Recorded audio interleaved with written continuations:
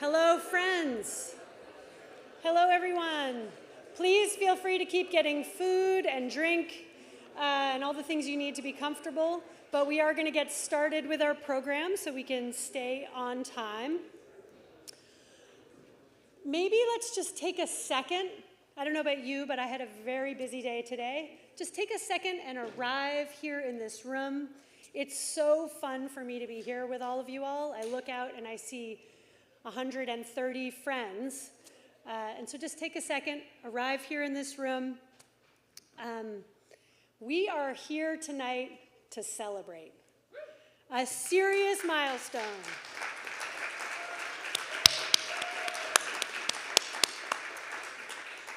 So as I think and hope everyone is by now aware, yesterday on Earth Day, President Bylock announced the Dartmouth Climate Collaborative, which is a new effort to connect Dartmouth's existing strengths in climate.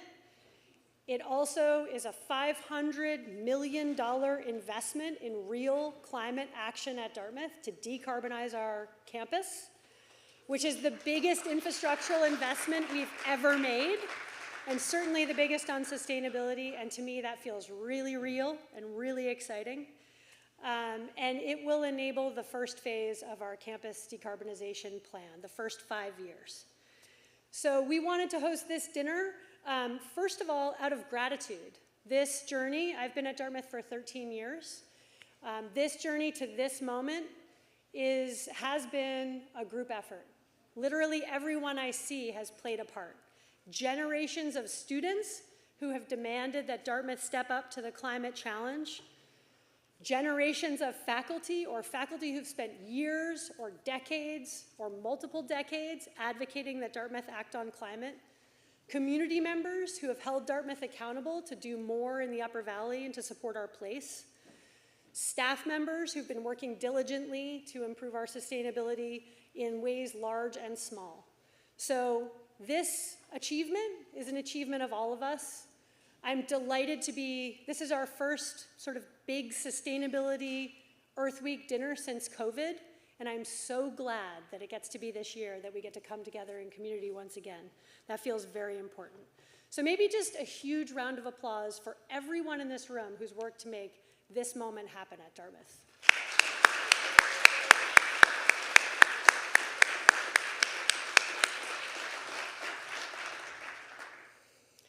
Tonight, we're honored to be joined by several members of the Dartmouth community who are going to share updates and excitement and their personal experience with climate action in their own lives.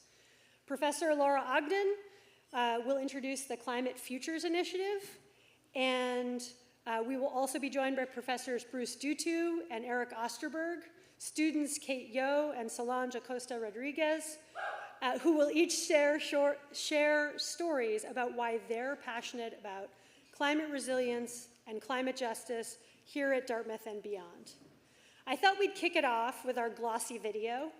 I today took the liberty of sending our announcement to many of my colleagues in the Ivy Plus Sustainability Consortium and the NECSC, and one of the things that everyone said is they felt like this video was awesome and very symbolic, because instead of it being a president sitting in their office talking, it was a president talking while we got to see what students and faculty were doing on the ground.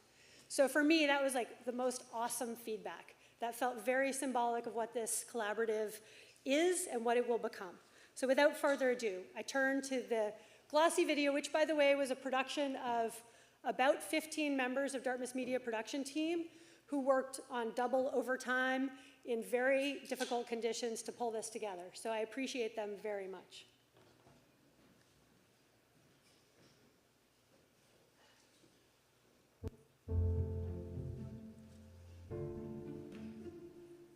Innovation and forward thinking are part of Dartmouth's DNA. We seek solutions to persistent problems, guided by the North Star of our research and teaching mission, informed by the gritty ingenuity of our rural setting. But if we are to live up to being the big green, we must do more to hasten our pace in fighting climate change. And today, we are. Today, we launched the Dartmouth Climate Collaborative. New carbon goals for Dartmouth will reduce operational emissions on campus 60% by 2030 and 100% by 2050. Decarbonization, a cornerstone of the collaborative, will be one of the most significant operational projects Dartmouth has tackled. Complementing this commitment, we will also implement a comprehensive set of initiatives to address climate change, leveraging our profound sense of place and collective spirit to find solutions to the world's most challenging problems. Part of the Dartmouth Climate Collaborative, the Climate Futures Initiative, will help map how our existing academic strengths can be connected in new ways for new knowledge creation and real-world impact. A new Climate Advisory Council will bring together our operations, research, and the potential for Dartmouth to function as a campus laboratory for climate solutions. Solutions we can't achieve without trusted partners like the Town of Hanover's Sustainability Champions and other off-campus innovators. The Dartmouth Climate Collaborative, conceived by climate leaders across Dartmouth's campus, envisions a more sustainable world, created and supported by humanity's collective accountability, cooperation, and innovation. It is imperative that we act. This must start here, with all of us at Dartmouth.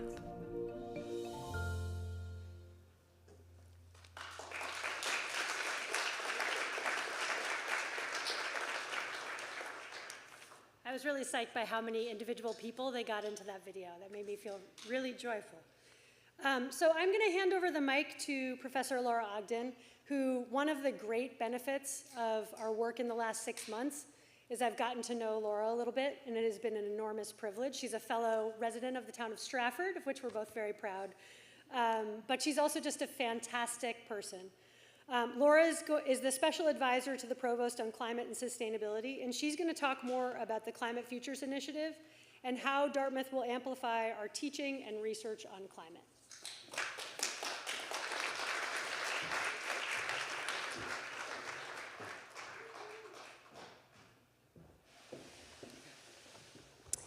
Well, I have to ditto what Rosi just said, that I've learned so much in the last several months around campus, trying to understand what matters to people about climate change.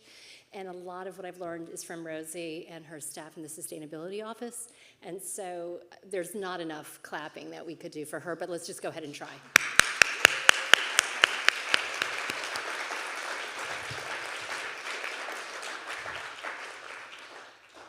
As President Bylock said in the video, and as Rosi said, I'm really pleased to lead this year something that's called the Climate Futures Initiative for the Provost's office. And it sounds boring, but I'll try to make it less boring. What it is a one-year planning effort, but a lot of conversations with faculty, with students, and with alumni to try to understand where we should be going as an academic institution to prepare ourselves and the citizens of the future for a different world. And this is why I think, and the trajectory of the possibility of different worlds, for that matter. So for the first few months taking this position, I spent a lot of time talking one-on-one with faculty and students around campus. And I learned 4 things that are guiding the rest of the year. One is that people on campus feel an enormous urgency about climate change. And we feel like we're behind the ball when it comes to responding adequately to climate change as an institution. The second thing I learned is that there's a lot of an enormous amount of work already that's being done on campus around climate change research and teaching, but that we're not telling that story well. The work that we're doing around climate change already some of it is about climate solutions, but a lot of it is also about understanding the ways in which climate and climate change and climate anxiety is transforming communities in very unequal ways, and also transforming the places people call home. It's this way by which climate change touches us and touches those that are going to come after us that I think I'm hearing matters a lot to us here at Dartmouth. And we need to be able to tell that story as well, teach about it, and understand it better. And what I heard there was that it's very important for us to understand climate change and sustainability through the breadth of what we do as a liberal arts institution. So that's the second thing. The third thing I learned was that at Dartmouth, many of us, most of us, have a profound sense of place here, and would like to ground what we do and what we understand about climate change in place. Many people come to Dartmouth, right? It's sort of a self-selector a little bit for coming to a rural New Hampshire school. The fourth thing I want to say that I heard and that matters to me a lot is one of the things that these three things make Dartmouth special, but the fourth thing is that we've had a historic and ongoing commitment to Native American Indigenous studies and to students. And we need to make sure that this element also is tightly bound to our commitments to understand climate change and climate futures. These are these four things that I have learned, and that is shaping the rest of this year for me. So the Climate Futures Initiative has three parts to it, and you're not going to be surprised about the first two. One is to kind of ask, how can we best sort of understand the research and scholarship and creative work that's happening at Dartmouth, what we're doing best around climate change already, and where we need to put extra funding, resources, et cetera, to amplify that. So one thing that we're thinking about this year is about research. The second thing you're not going to be surprised about is about curriculum. For example, should we have a major in climate change? We don't. Should we have a master's program that helps train climate leaders? These are big questions, and so we're going to spend the year asking faculty and students, what kind of curriculum do we need to have in place to make sure that we are all climate citizens in the future?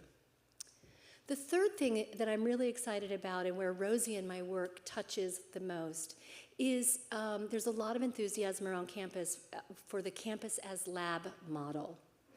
And that is, I think, quite unique, which is to say, we've got this infrastructure, including this amazing and spectacular commitment to decarbonization that President Bylock just made yesterday. Thank you. She just walked in. But how do we take our operations and use these as laboratories to understand more about climate change and more about sustainability? And so this year we're going to kind of experiment with thinking about 3 sites on campus to do that. And one is our organic farm, which is already an amazing place. I'm sure many of you have been out there. It's a great place for all kinds of experiences that people have in terms of food and food production. But can we also utilize it as a place for studying and learning about climate change? Could it be a place that we grow heirloom seeds, for example, that may be at risk in a changing climate? Who knows? This is one question that we have. How can we use the organic farm in ways that activate our knowledge and teaching around climate change? The second site are our forests. You know, Dartmouth has 30,000 acres of forest, including the Second College Grant, which are amazing resources, and many of us don't get to spend enough time there. How can we think about these forests, such as the Second College Grant, as places that can be experimental forests for learning and teaching about climate change?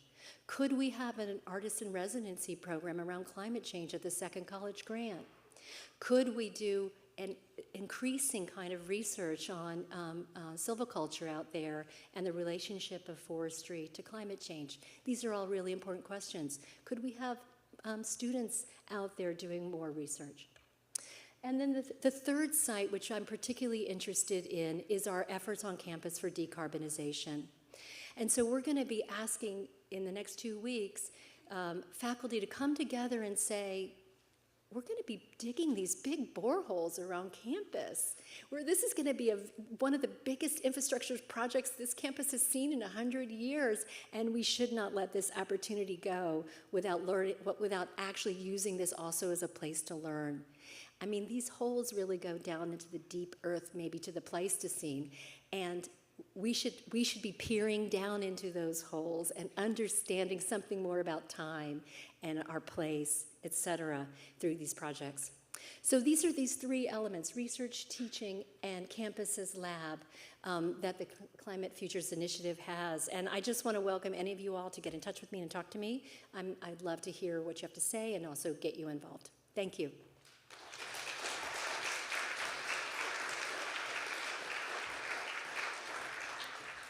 So I said when I started that our accomplishment this week was the work of countless people in this room and many people beyond.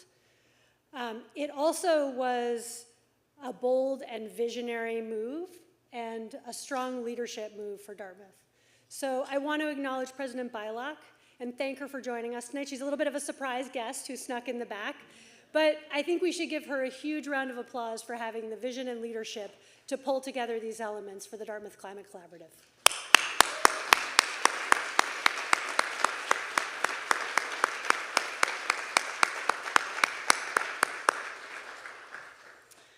So what is the Dartmouth Climate Collaborative? We've already heard about the Climate Futures Initiative, which is an important and compelling part of the collaborative. We think of the collaborative as having 4 legs. I keep saying 4 legs of a stool, but I think if something has 4 legs, it's a chair. So 4 legs to the chair: research, teaching, operational transformation, and what am I missing? Experiential learning, campus as lab. Thank you, Rachel. And these are the 4 legs of our Dartmouth Climate Collaborative chair. So I want to talk a little bit about operations, which is something that I think a lot about, Dartmouth's actual carbon footprint. And a lot of the $500 million that President Bylock committed to spending over the next 5 years to decarbonize our campus is going to go towards this problem. We have aging infrastructure at Dartmouth. This is a photo that anyone who's ever seen me talk has seen me use. I took this with my cell phone on a cold February day. And this is an aging steam tunnel that was built with a horse and buggy and a guy with a shovel. I have pictures of it, it's true. And Dartmouth steam plant in the background. Replacing this aging infrastructure is critical, whether we want to decarbonize or not, but it also provides an incredible opportunity for Dartmouth to decarbonize, to make our campus more resilient, and, as Laura said, to use our campus as a living laboratory. So, again, this is a really big deal. I got a lot of emails asking, how did you do this? Again, the answer was, it wasn't me, it was a collaborative. But to get this kind of commitment is a really big deal, our biggest infrastructural project. And one important component of that is more ambitious goals for Dartmouth's carbon reduction. So those who have been following the IPCC over the last however many years, 30 years, know that every IPCC report calls more urgently for more action sooner. The most recent IPCC report called for a 50% carbon reduction by 2030. The goals that President Bylock enumerated last night exceed that ambition, which we feel like is in line with Dartmouth's imperative to act and to leverage our relative privilege to reduce our carbon emissions more drastically. So to me, this is a really big deal to have an ambitious goal like that. How are we going to do that? What are we going to spend that money on? This is one of the questions that Professor Osterberg asked me when I walked in the room. It's expensive to decarbonize. It takes physical stuff, and it's going to take a combination of things. When I first arrived at Dartmouth and I looked at the energy plant, I thought, what could we replace number 6 fuel oil, which is pretty gross stuff? What could we replace that with?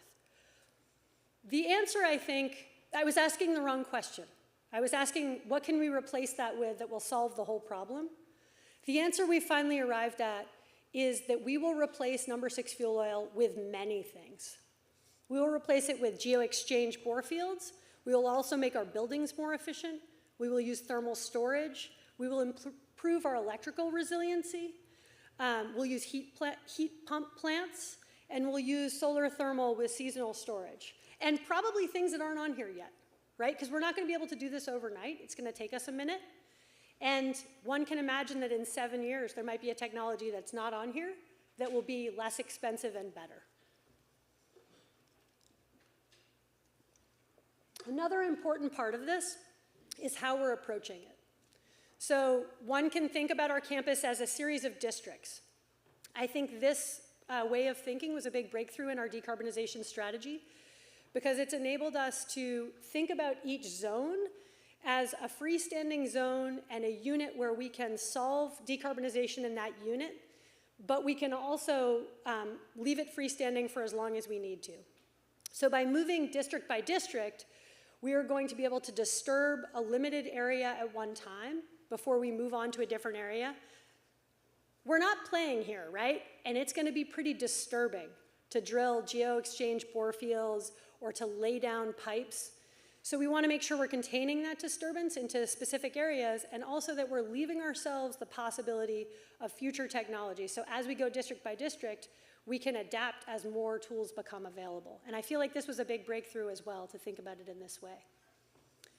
I also want to highlight, we're talking a lot about energy and decarbonization, but energy and decarbonization are connected to all the other operational areas on Dartmouth's campus.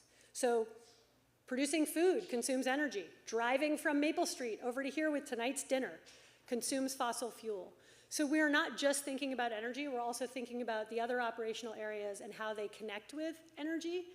And I think it's worth saying that Dartmouth has many wonderful traditions. One of those traditions, and I think a really important academic ancestry of our current sustainability initiatives is systems thinking. And that's what I see emergent in our energy plan, our decarbonization plan, and also in the collaborative, which connects faculty and operations, academics, and our campus in a new and profound way.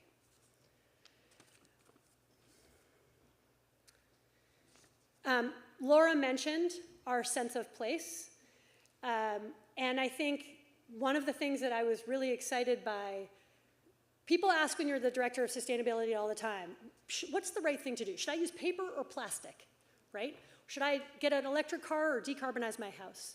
And the answer is it depends. One of the things it depends on is where you are. Another reason I feel like the Climate Collaborative is an incredible step for Dartmouth is it's an acknowledgement of who and where we are, and the solutions we're developing are place-based and based on the expertise and the strengths of the people here. Thank you very much. I'd like to invite President Bylock, should she be willing, to come up and share a few words.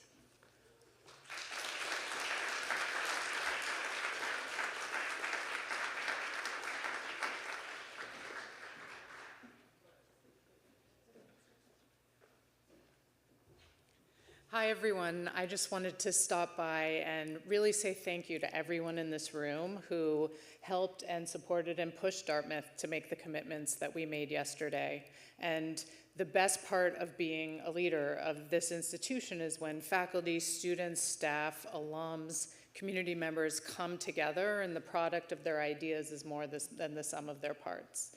So I talk a lot about 1 + 1 = 3 and what we can do here at Dartmouth, and I'm so excited for this work. I'm excited to be along for the journey, and I'm excited for us to be a leader and really live up to our moniker of the Big Green. So thank you for being here and for all the work you're doing and will do.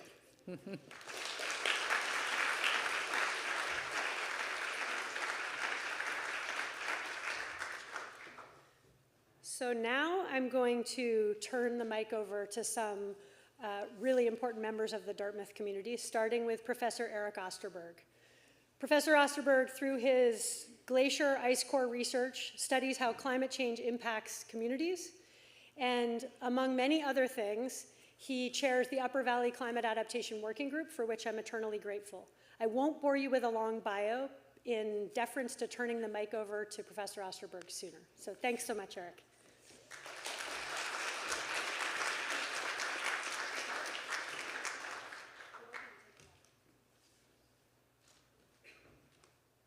Thank you, Rosie. I didn't know I was going first. All right, so my name's Eric. I'm in the Earth Science Department. I'm a climate scientist. I see a lot of familiar faces, a lot of friends in the room. I was asked to talk about this from the heart. You know, what did yesterday's announcement mean to me personally? So what I'm going to do is share with you, I got a lot of emotions, mostly really, really positive emotions about what happened yesterday. The first, of course, being the word we already heard, which is gratitude. You know, Rosi and Laura mentioned gratitude for all the people who have been working for this for years and years, decades, to get to that point where we had that announcement yesterday. But I think it's equally, perhaps more important, that those sort of grizzled voices, those well-seasoned voices, have been like so passionately and importantly supported, amplified by our students. So students in the past, but you all right now. Like, we would not be here if you all weren't as passionate and strongly supportive of this initiative as you are. So thank you for everything you're doing. I'm also really excited because I do feel like this could be an inflection point for this institution. It's been an inflection point for me personally with my family and the things that we're doing about climate change in our household. And I think it's an inflection point or possible inflection point for the rest of society as well.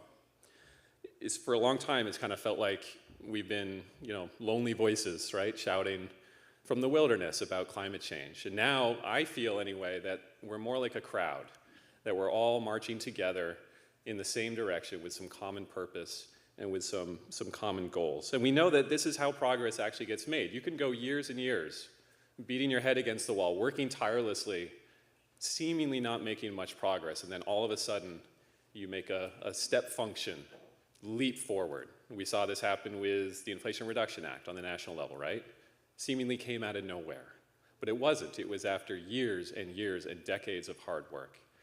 You even see this in your own personal life, right? You say every day, oh, I'm going to do this, I'm going to do this, I'm going to do this. And then one day you actually start doing it and you never go back. So this has the opportunity, this has the potential for this institution to be one of those moments.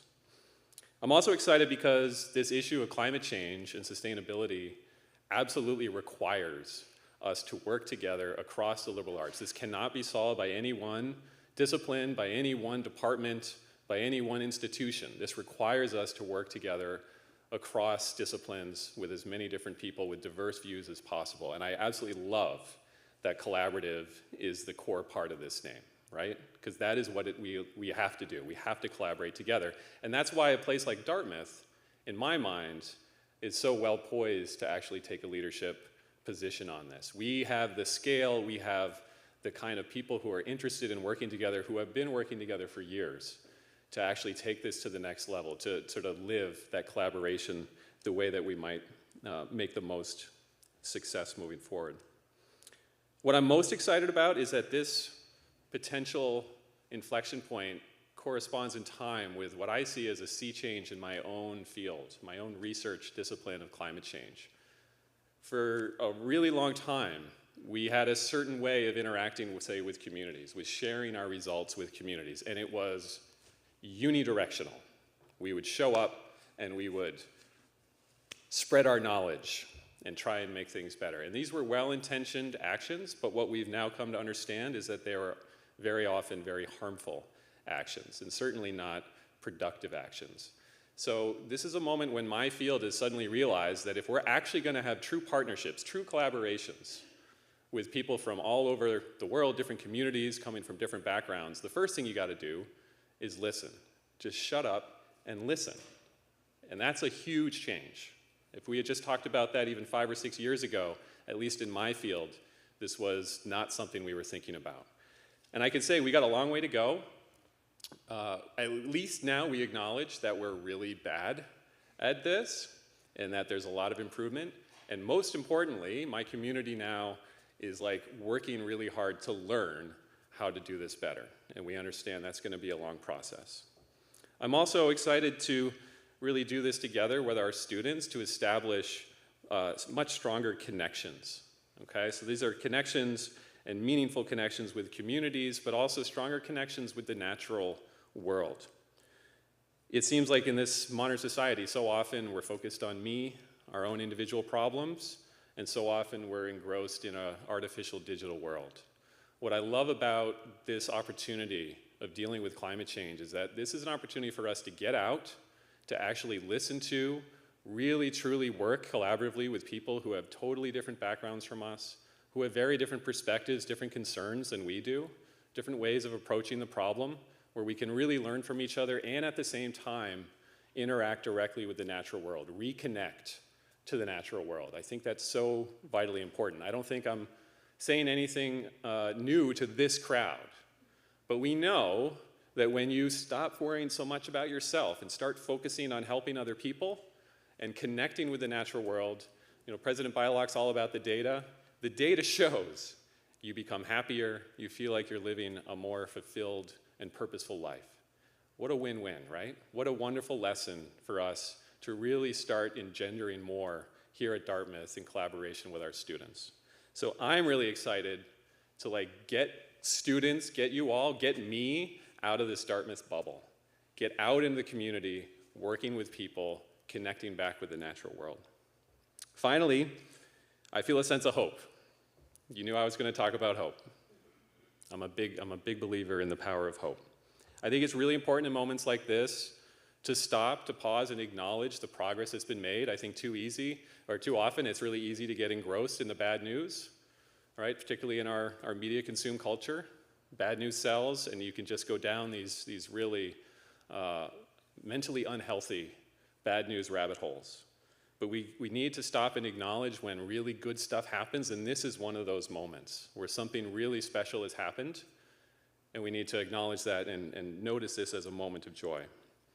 But as a scientist, I told you that this is an opportunity to be an inflection point. But I know, as a statistician and scientist, you can only recognize an inflection point later on down the pike, when you've actually changed your direction. So this is the potential for us to have an inflection point here as an institution. But there is so much to do. We actually have to do it now. So what I would say is tonight, let's celebrate, and tomorrow, let's get back to work. Thank you all.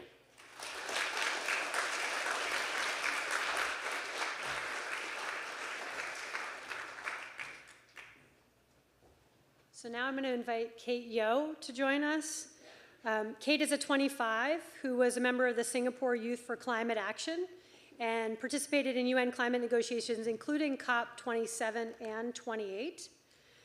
On campus, Kate has been active in fossil-free Dartmouth and implementing reusable tumbler programs and campus cafes. So if you get to reuse your mug at a campus cafe, you can thank Jacob and Kate.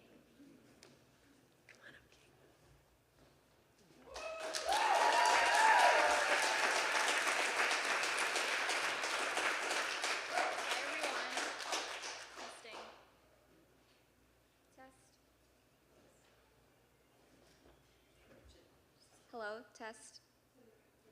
Yeah? Can you guys hear? Okay, awesome. Hi everyone, my name is Kate. I'm a 25 here, and I'm an international student from Singapore. So on campus, I'm an organizer with Fossil Free Dartmouth, and we are a student group calling on the college to move away from the fossil fuel industry. By that, we don't just mean in our energy mix, but also in terms of our policies.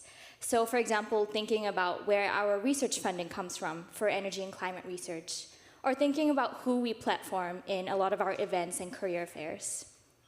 The bulk of my climate work, though, happens outside of school. I co-lead an advocacy group called Singapore Youth for Climate Action. And we are getting to those slides. There we go. And Singapore Youth for Climate Action, one of the main things we do is run workshops for young Singaporeans to introduce them to the framework of climate justice. So let me just share some context about Singapore. It's very much this technocratic, pragmatic, and top-down kind of state. The government does care about climate change, but I would say in a very specific way.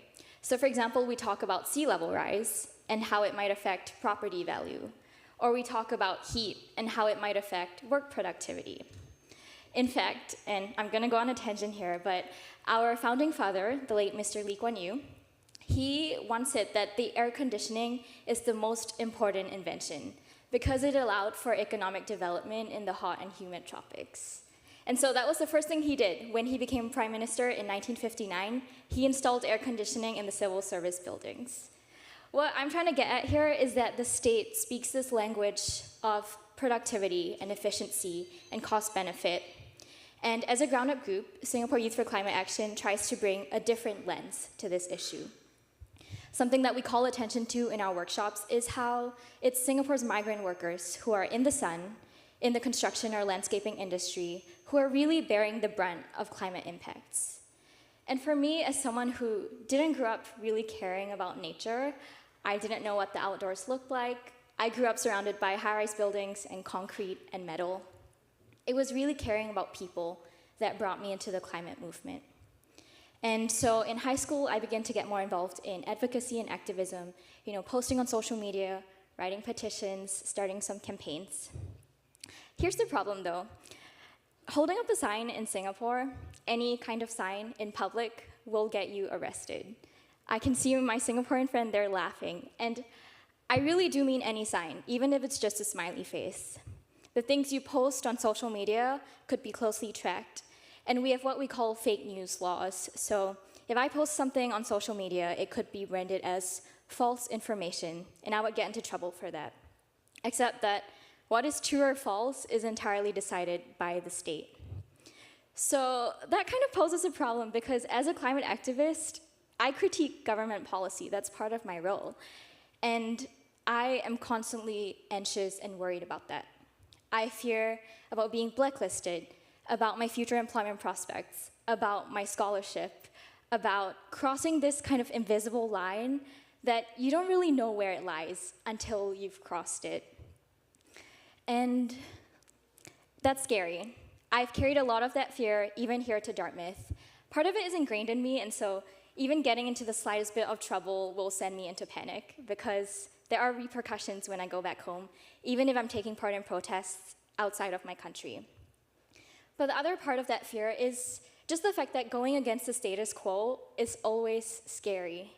Taking a stand, voicing your opinion is scary. It's scary to say that I don't think a sustainable energy institute should be celebrating an oil company.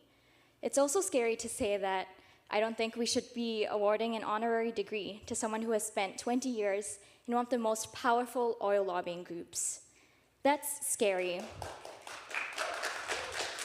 And I just want to take a moment to acknowledge that fear because a lot of youth activists, we're just like anyone else.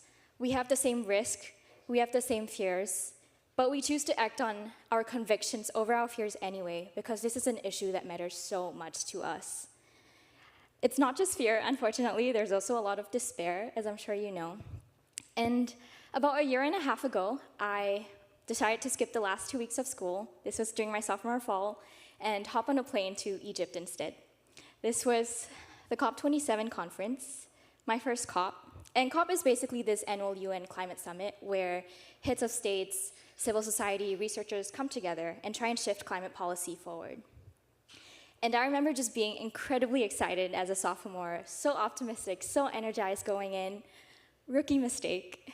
On the last night, I remember just sitting on the floor of my hostel room and feeling completely numb. It was like the life had just been sucked out of me after 2 weeks. And that's because two worlds exist at COP. So on one hand, you have policymakers sitting in air-conditioned halls negotiating policy. You step outside and you see people holding banners, chanting, shouting. And for 2 whole weeks in Egypt, I watched as policymakers would just walk past the protests without even so much as a brief pause in their footsteps. It was like they didn't even exist. And that was just a moment for me of, what are we fighting for? And who are we fighting for? And so, in moments like that, there are 2 things that really stand out for me. Professor Osterberg talked about one of them, which is recognizing what has already shifted. I think we really do sell ourselves short when we act as if nothing can change, when things already have. And just a quick example of that, I'm sure some of you may know, in the 2015 Paris Agreement, 0 mentions of fossil fuels. That phrase just wasn't in the agreement because of lobbying efforts. When I went to COP, this time 80 countries supported a phase down or a phase out of fossil fuels. Last year, when I went back to Dubai for COP28, 127 countries supported a phase out of fossil fuels. So things are shifting. And the thing is, when you speak up, I feel like you give permission for other people in the room to do the same. And there is so much strength and safety in those numbers. The second thing for me that really helps is community. Some of my favorite moments in COP are meeting a friend in person for the first time after we've met on social media and talked for years, or sitting on the floor of the hallways eating biscuits because we can't afford any of the sandwiches being sold inside, painting banners, sitting, laughing, crying, lots of crying. But it's always people. COPs are simultaneously some of the most hopeless and hope-filled spaces for me. I think they really taught me that I can hold despair and hope at the same time. I just want to end off today by talking about this phrase, climate emergency, because we've used it a lot, emergency, to signal fear and panic. And I'm at the point of my climate journey where I realize that just doesn't work. For me, I try and look at climate change as not something to solve, but to imagine what kind of lives do we want to lead? What kind of new ways of creation can we create? Because the word emergency is actually rooted in the word emergence, which means rising out and rising up. And so for me, I'm really trying to redefine wealth for myself, not in terms of how much time I'm pouring into my work or how much money I'm going to earn after I graduate, but really the time I invest in my friends, in nature, in community. I have one more slide here, and this one is for my friends who are here just for the free food, or for any decision makers in the room. I just want to say, don't be this person. You can applaud, but we're not here to be applauded. We're here to invite you in to please join us in this fight. So I just want to thank you guys all for the work and for the progress we've made. It really just makes me so happy. Thank you.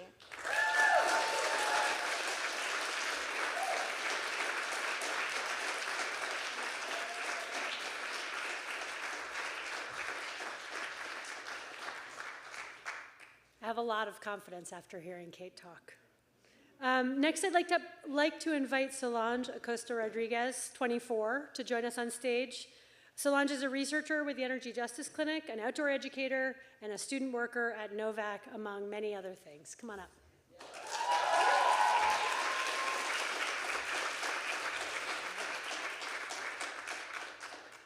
Sweet.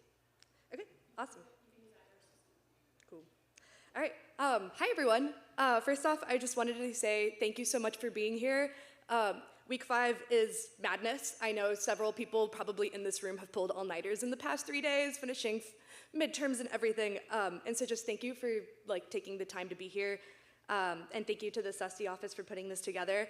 I also just want to shout out Kate and everyone at Fossil Free Dartmouth, the Sunrise Movement, and all the other student organizations who put together such a wonderful festival yesterday out on the green. So a round of applause for them.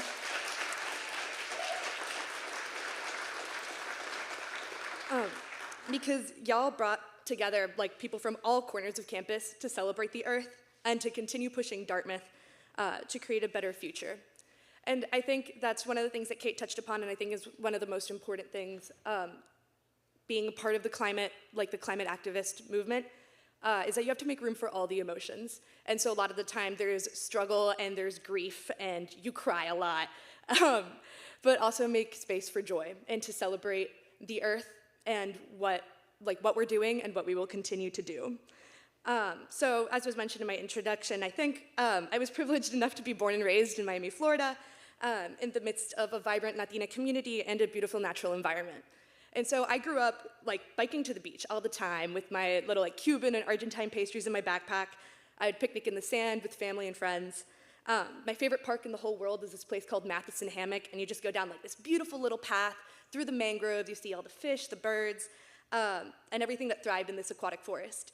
And over the course of my lifetime, the path became unusable because the level of the ocean has risen too much and it is underwater. And it's not just Matheson Hammock. The seemingly daily record rainfalls inundate Miami every day. If you look up #Miami on Instagram, you'll see downtown literally flooded every other week. The drainage canal in my backyard that was once it's ducks and floating coconuts and if you were really lucky, a manatee. Now when I see it, I see stress and I see the potential of my house being 8 feet above water. And so seeing Miami start to go under is what brought me to climate activism in the first place. That picture there on the left, unearthed from the archives, is me on Earth Day in 2017, going to my first ever rally for the March for Science, and we were basically begging Rick Scott, then governor, now senator, to formally recognize climate change as a threat to the state.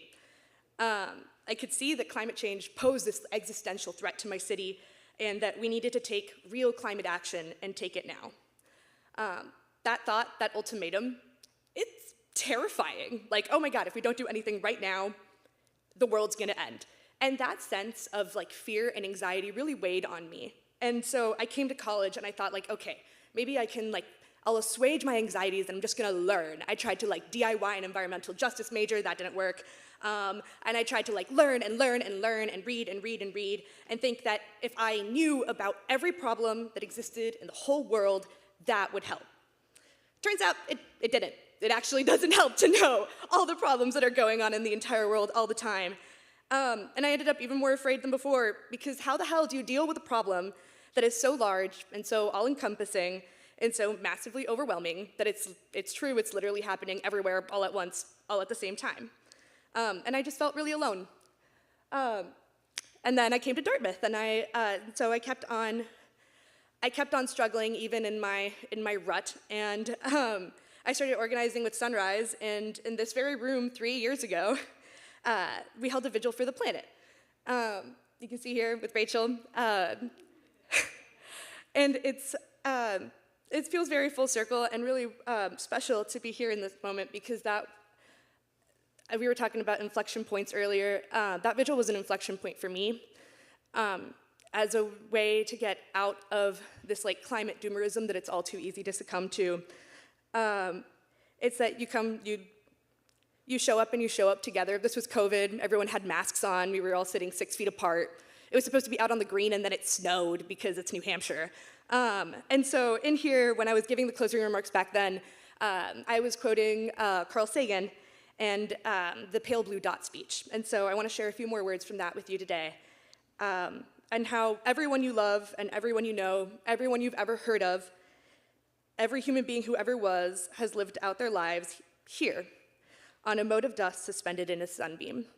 And it brings me tremendous comfort still to be reminded of how our planet, that is so enormously massive and interconnected and complex, and that we face equally massive and interconnected and complex problems, is so beautifully small and fragile, and that we get to exist here upon it. And if we go to Mink Brook and we hold a stone, as we did back then, that's a piece of the world in our hands. And so therefore, the world is in our hands, and we can do something about it. At the end of that vigil, I was no longer afraid because I no longer felt alone. Even in the room of masks and people sitting 6 feet apart, I found that the answer to that question of how we tackle climate change is so deceptively simple that it seems impossible. We do it together. And everyone has talked about community because it's true. When we face problems that are so seemingly insurmountable and massive and overwhelming, we try. And we try, and we try again, and we try again, and we try again, and when we fail, we rely on our community to build ourselves back up.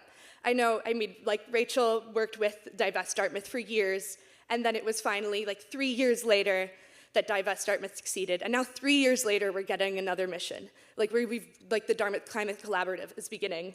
There is no point in learning about the problems of the world if you don't have a community to talk about it with, and a community to celebrate when things go well. Each of us individually is never gonna fix climate change alone.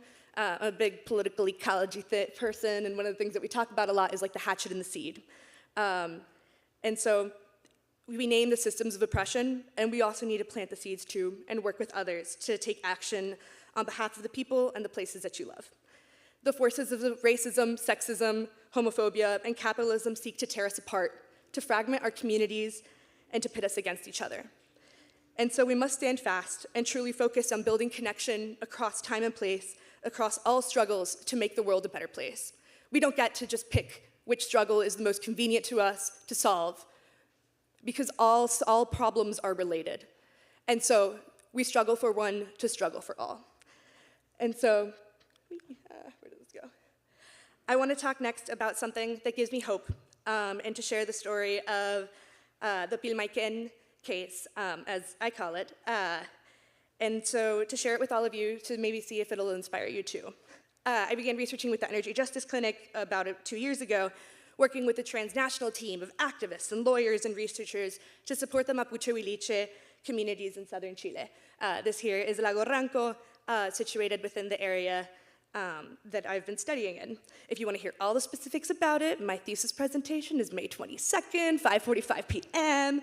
But I want to talk specifically right now about one moment from the past year, where alongside Dr. Sarah Kelly and so many wonderful student scholar activists from Dartmouth, from Chile, and from Norway, we worked together to bring the Machi Miarai, the spiritual leader of this community in Chile, directly to Norway to meet with the corporation that is illegally building dams on the sacred river, the Pilmaiquen, without community consent. And so when I was in Chile, we worked with the Machi, generating a report, doing that community feedback where the scholars write the report, but it isn't useful if it isn't coming from the community too. And so working together to create a report that went to Norwegian legislators and that was used by Norwegian legislators to raise awareness about the problem. And then we went to Norway and went and protested directly outside the offices, and the Machi spoke directly to Statkraft officials, and though Statkraft was dismissive and is yet to desist the building of the projects, the trip was a mission of hope. Because through this trip, Machi Miarai was able to meet, and the Mapuche delegation was able to meet with the Southern Sami indigenous group, who are also struggling against the same corporation within Norway. They talked about the parallels of their struggles, the strategies of success and strategies that need improvement in the fight against green colonialism. We came together in community spaces, meeting with other expat activists who had been kicked out of Latin America during the ages of dictatorship, who came together to still support this new cause. We came together, we made art, we sang, and it was just this incredible moment of joy, because we all realized that we aren't alone, and that we're never alone. And so we continue to gather in spaces like this, all of you here, to share this meal in communion and cultivate the fact that we're here together. Creating transformative climate justice can seem impossible. But as activist Lisa Maricacho writes, empowerment comes from deciding that the outcome of the struggle doesn't matter as much as the decision to struggle. The violence of climate change occurs because we believe ourselves separate from one another, as separate from our environment, as distinct from our non-human kin. Let's dare to hope together then. Let's expand the boundaries of community and to tear down the artificial dichotomy that exists between us and nature. Let's dare to imagine a future where human and other than human entities are no longer abstracted from one another, and where we have radical empathy for all. And so now I call on all of you, let's dare to put theory into action. Let's get out of the classrooms that actually do what we talk about and actually use the incredible education that we're afforded to here to advance good in the world, rather than, admittedly, it's very easy and it's very hard. It's very hard to break out of the norm that we're kind of taught. I feel I'm talking now to the students in the crowd. It's kind of you get to Dartmouth maybe with a lot of action and inspiration. You're like, oh my God, I'm gonna go change the world. And then by the time you're a jaded senior, you're like, oh my God, all I wanna do is graduate and just get out and maybe try to find a job and a stability and a career, And so then I think the way to break out of that and to avoid falling into that system is to rely on your community, because together we all still have that same energy that will get us forward and that will get us, not working for McKinsey or Bain, but actually going out and making change, because we all have the energy and we all have the capacity to do good work in this world. And so I beg of you, I'm asking you, that let's keep fighting and let's not get complacent, because we see the good that has already been done with Divest Dartmouth and now with the Dartmouth Collaborative. And let's create, let's imagine, let's dream of a world that is better. We can do better, we're already doing better, and so let's continue to do better. Climate change threatens to tear us apart, and I know that we have the intention and the capacity to all come back together. Build community, get out there, and transformative climate justice is now, and it's us. Thank you.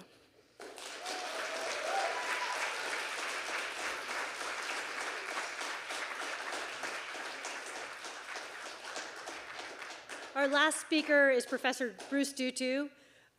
Professor Duthu does research about federal law and policy relating to tribal nations and indigenous peoples, and he served, among many other things, as a trustee for Earthjustice for nearly 18 years. Please join us, Professor Duthu.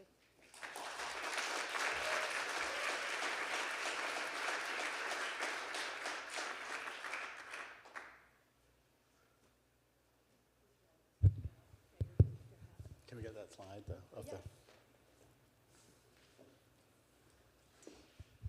Good evening. So this is where I grew up, southern Louisiana. Is that a little pointy thing? Yeah, I think there's a laser on there. It looks like a little red. You can hardly see. Can you guys see right here? Well, I'll point it.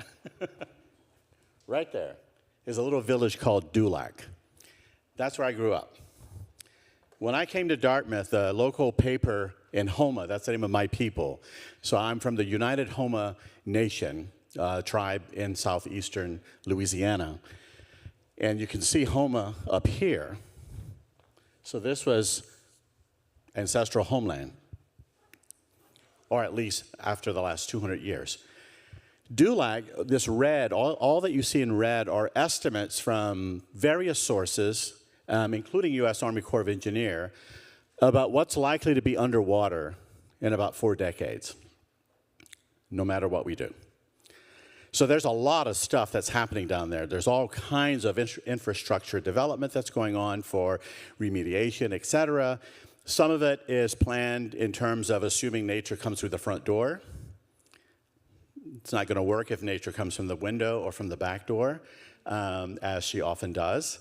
And so this is what inspires me to take seriously all the calls that you heard for urgent action. This began happening for a long time, and so this is not news, because growing up in a very vulnerable coastal community, this is stuff we could observe. Some of my elders would even talk about shifts in the wind, the water, what seasons. They're shrimpers, they live on the land. And so as a kid growing up in the bayous, I would hear a bit of concern, not a bit, a lot of concern in my relatives who were hunters and fishermen and oystermen and so forth. So it's the rest of the world that was just not paying attention to all the bells that were being sounded by communities around the world in terms of things are changing and it's not for the good, and what are we going to do about it? When I came to Dartmouth in 1976 for my freshman year, the local paper, the Homa Daily Courier, ran a front page story, and the headline was, Duthu's Journey from Dulac to Dartmouth. You know, they love the alliteration there.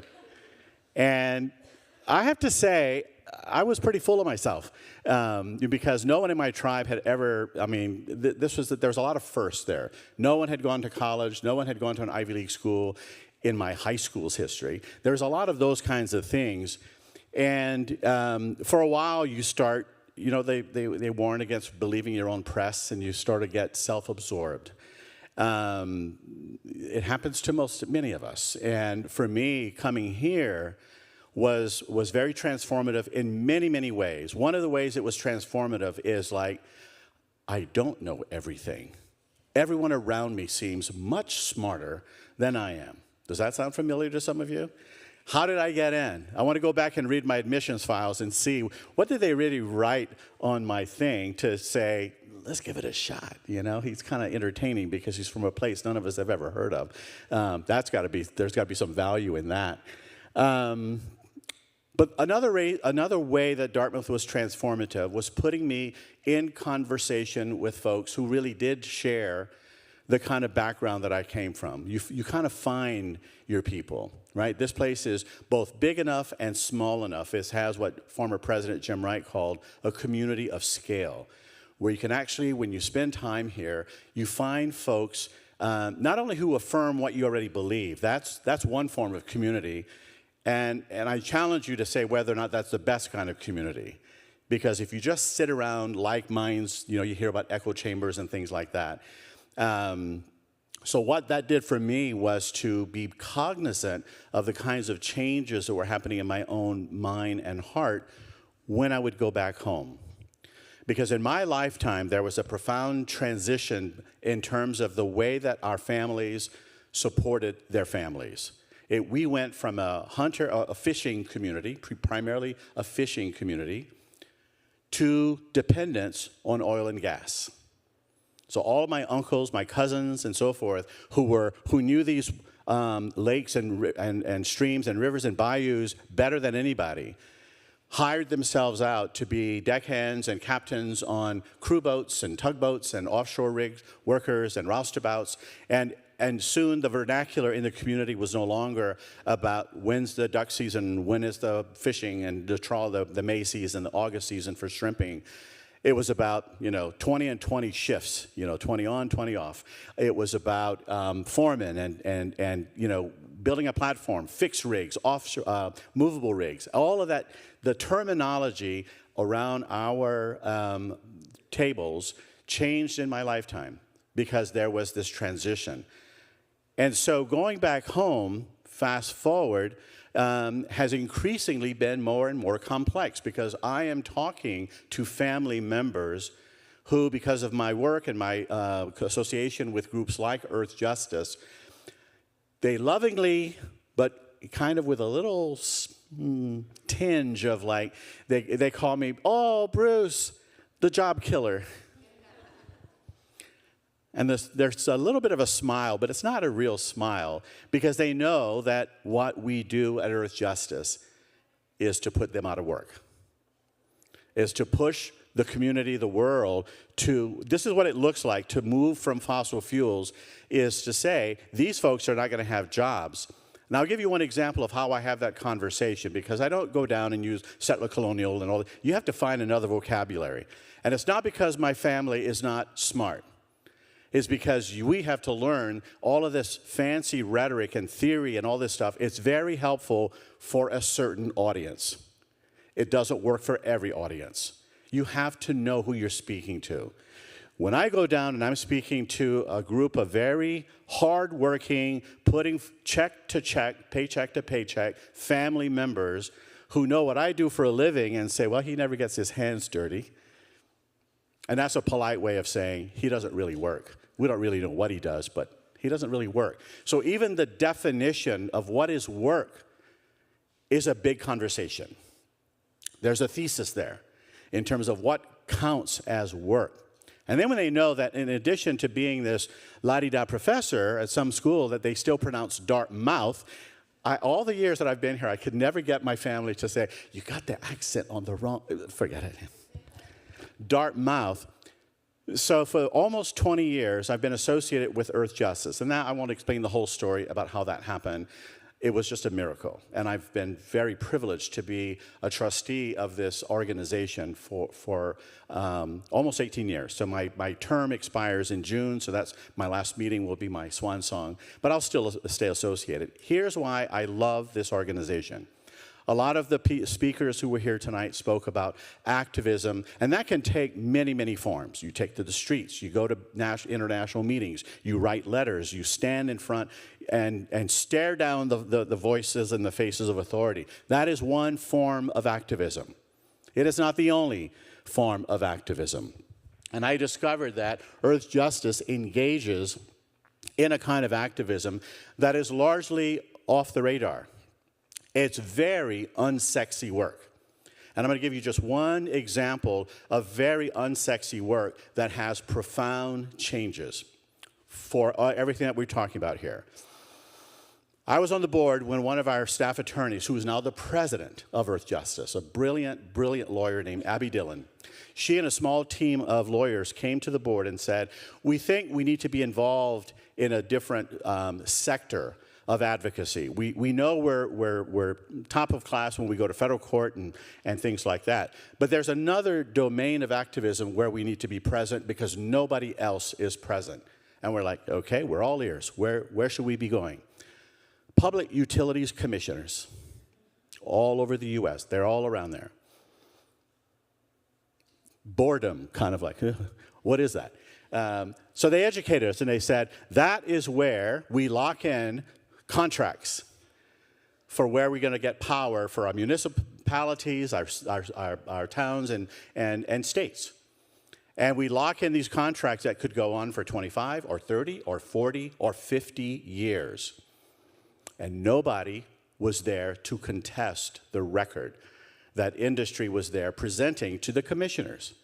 They would come in with scientific estimates about what they were doing. They were coming in with economic estimates about how this is good for ratepayers. And none of this stuff was really being challenged until some of our lawyers started showing up with our own economists and our own scientists to say to the Public Utilities commissioners, before you obligate the state of fill in the blank to a 40-year contract that's going to lock us in to fossil fuel of some kind, oil, coal, fill in the blank for fossil fuel. Before you do that, you ought to listen to this other data, this other information. And suddenly there was a dialogue. It wasn't just a monologue. It was a true dialogue. That was a form of activism. It's a form of unsettling the norm. Decision-making was influenced in a very dramatic way. And suddenly, folks were now beginning to ask for more data to say, well, we're not so sure we're just going to sign the contract. We need you to come back with more estimates or different kinds of estimates because now we're hearing a counter narrative. And so they suddenly had to justify their work. And time again, we saw that this was an important place for us to be, an important arena, among many. It's not the only one.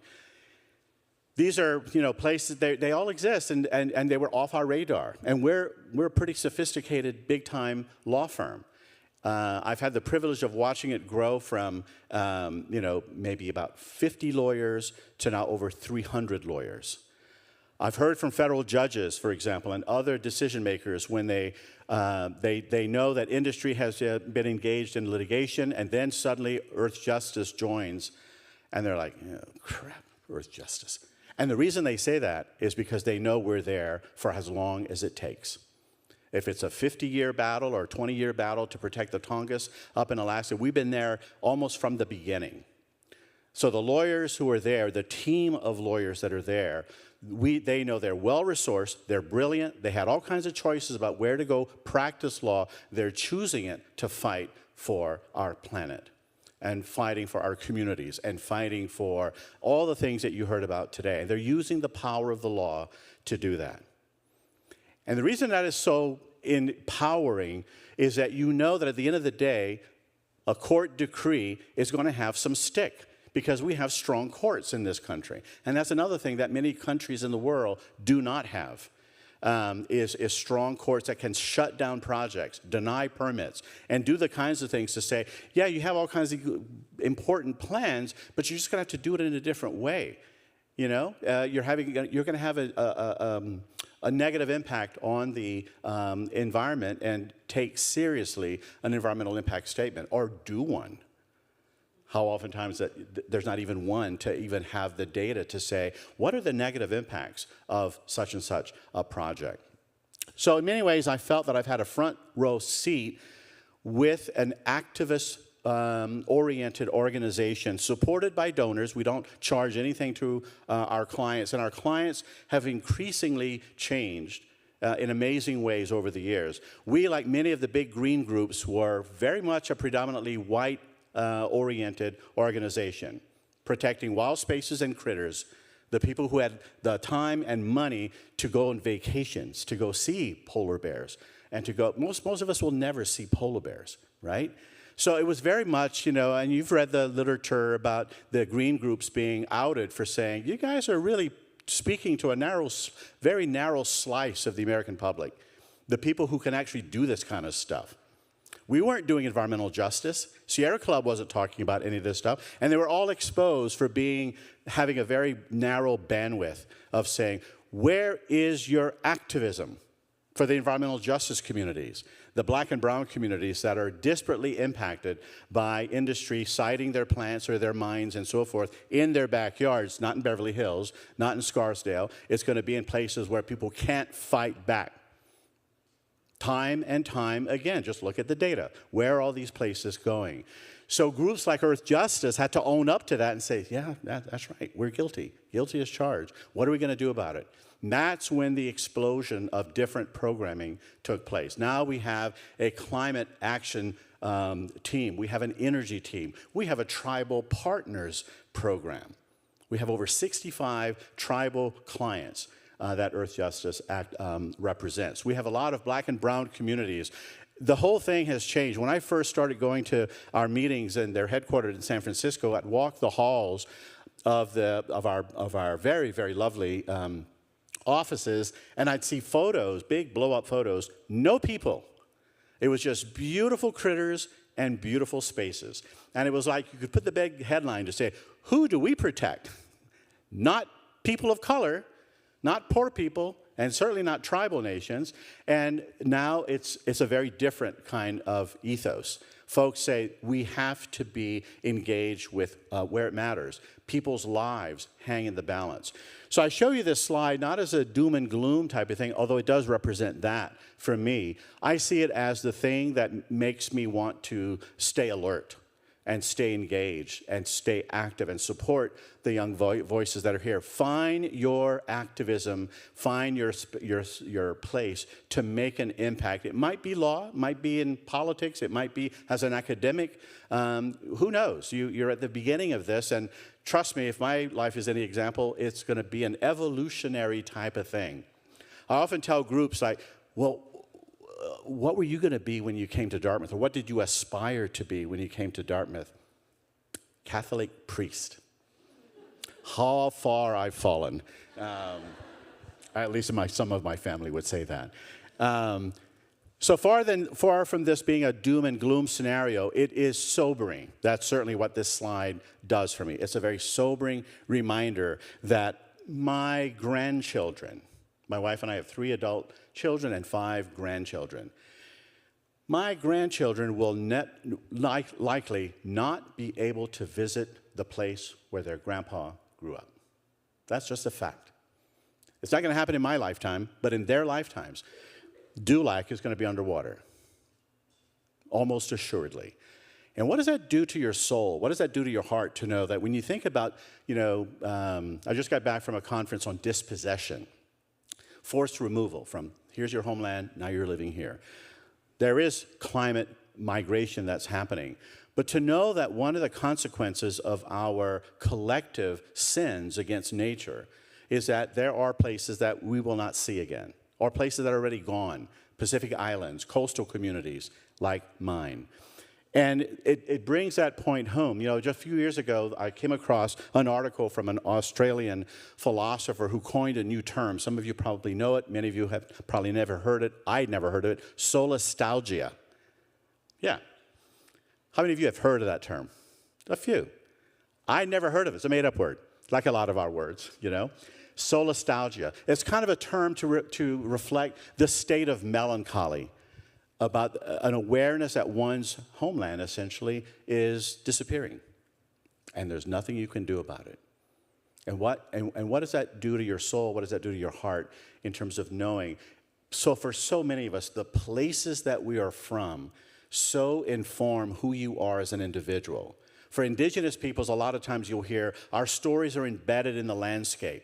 We are storied peoples. Our land is storied. That's because there's so much that is embraced and embedded in that landscape. Well, if that is gone permanently, then what are the prospects for building a sense of identity, a sense of connection to one's ancestors?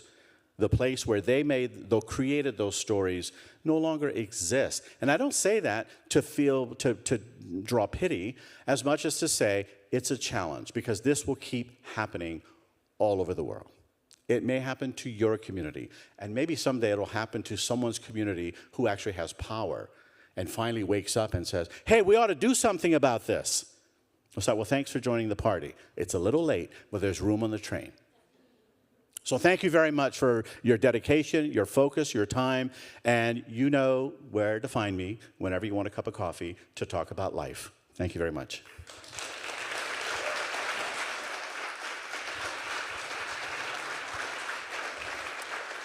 A huge thank you to all of our speakers, and again to all of you who've been working on climate with such passion for so many years at Dartmouth and have brought about this week's events. I want to leave you with some questions to ponder as you go home, and I hope you'll share your answers with us as you start to answer them.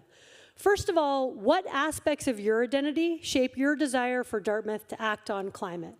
In other words, if you were to give your own mini TED Talk, as tonight's speakers have done, what would you talk about? What questions do you still have about Dartmouth's climate commitment?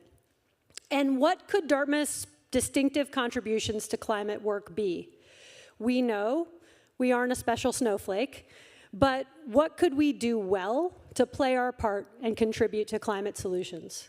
What are some of the opportunities, new opportunities for real-world impact that Dartmouth can seize?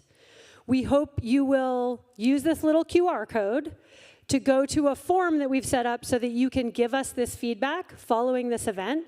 Feel free to talk about it with your friends, your colleagues. We heard some resonant themes tonight.